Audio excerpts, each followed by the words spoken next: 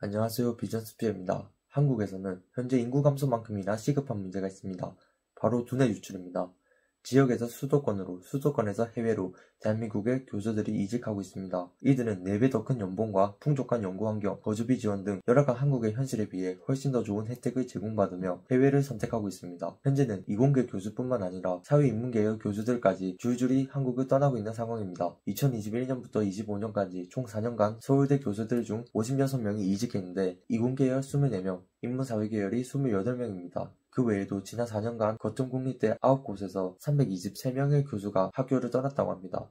이들이 떠나는 이유는 명확합니다. 서울대에서 연봉 1억 원을 받던 교수들은 홍콩에서 약 33만 달러, 하나로 약 4억 5천만 원을 제안받았는데 이는 무려 4배에 해당합니다. 국내 대학이 해외 대학과 이런 큰 격차가 보이는 이유는 한국 대학의 재정 형편이 악화되었기 때문입니다. 정부가 지난 17년간 등록금 동결을 유지하고 있고 물가 상승률을 반영하지 못하고 있다는 점에서 대학 재정에 큰 영향을 미치고 있습니다. 한국 대학은 미국 아이비리그처럼 졸업생 기부나 기업, 동문, 후원 등이 약하기 때문에 정부 지원과 외부 상황에 크게 의존하고 있습니다. 이런 재정적 이유로 인해 사립대 교수 평균 급여는 2019년 1억 62만 원에서 2024년 1억 139만 원으로 0.8%밖에 오르지 않았습니다. 이에 비해 지난해 매출 상위 대기업 10곳의 연봉은 모두 1억 원을 넘겼습니다. 최소 10년을 공부해서 어렵게 오른 초임 교수의 초봉이 대기업 대리 수준인 것은 충격적이라고 서울의 한 사립대 교수는 하소연했습니다. 연세대 의대 김현철 교수는 해외 유학생이 한국으로 돌아오는 것은 마이너리그행과 같다고 말했습니다. 김현철 교수는 현재 연세대 의대와 홍콩 과기대 교수를 겸직하고 있으며